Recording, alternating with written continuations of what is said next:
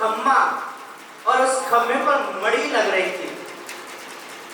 ठाकुर जी ने देखी, आज ठाकुर जी ने 3 साल में पहली बार अपनो मुख देखो दर्पण में। जैसे ही ठाकुर जी ने देखी, ठाकुर जी बोले, हो तू भी आयो चोरी कर भी।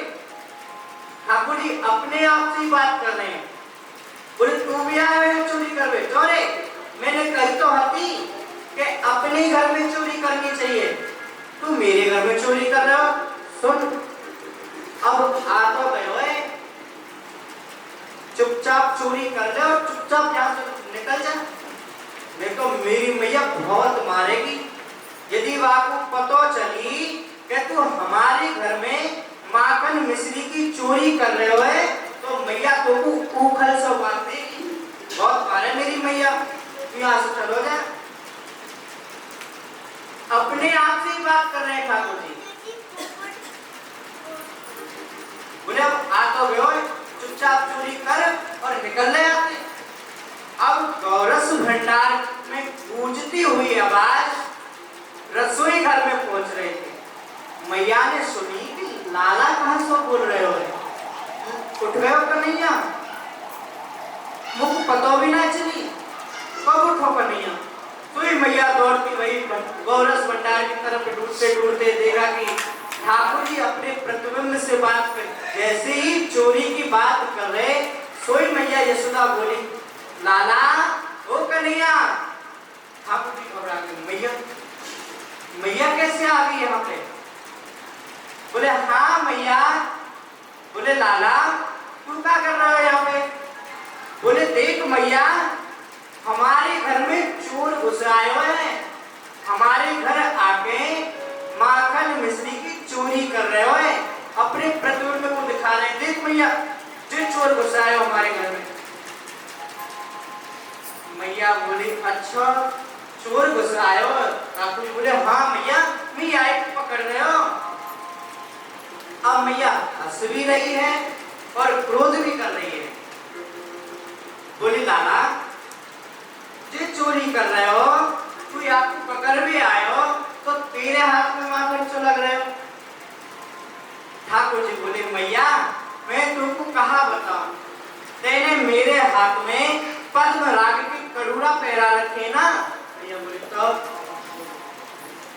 मैया जब मैं बाहर जाऊं ना, तो सूर्य नारायण की किरण से तप तप के मेरे हाथन को जरा में याद है मैया, मैं आगू गौरस की माखन की मटकी में हाथ बोर के शीतल कर रहे हो। मैया बोली अच्छा हाथन को शीतल कर रहे हो? ठाकुर बोले हाँ मैया, हाथन को शीतल कर रहे हो। मैया बोली अच्छा लाला, यहाँ तो तेरे हाथ माखन लग रहे हो, पर न्यों बता यहाँ तेरे माखन क्यों लग रहे हो? ठाकुर जी बोले अरे मैया मैं तुमको कहा बताऊं। मैया बोली क्यों लाला, कहाँ गए हो, तुमको बता। ठाकुर जी बोले मैया जैसे मैं हाथन को शीतल कर रहे हो ना। मैया बोली तो मैया ना जाने एक मक्खी कहाँ से आई और मेरे मुंह पे बैठ के मेरे माखन के हाथ धरे, तो मैंने माखन के हाथ से हटाए। मैया बोली लाला तू चोरी करने लगो और अब झूठ भी बोलने लगो मुझसे। लाला मैया ने ठाकुर जी को गोदी में उठाएंगे, बोली लाला तू चोरी नहीं करेगा, तो तू मेरी सौगंध है तू चोरी नहीं करेगा।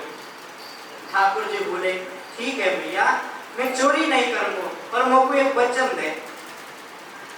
मैया बोली कहा? ठाकुर जी बोले पहले वचन दे।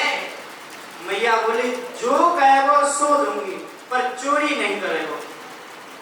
ठाकुर जी छोड़ दी, बड़े न्यों बता मेरा ब्याह कब करावेगी? मैया बोली लाला तू अभी नेक सौ तो है, नेक बड़ो है जा, फिर तेरा ब्याह कर दूंगी। और एक बात बता, ये ब्याह की बात तो कौन सिखावे? ठाकुर जी बोले मैया ये मधुमंगल सीतामा मुख पूरे दिन भरते ही रहे कि लाला तू ब्याह कर ले, तेरी उम्र है गई है, बुढ़ापा आ जाए तो ब्याह कर ले।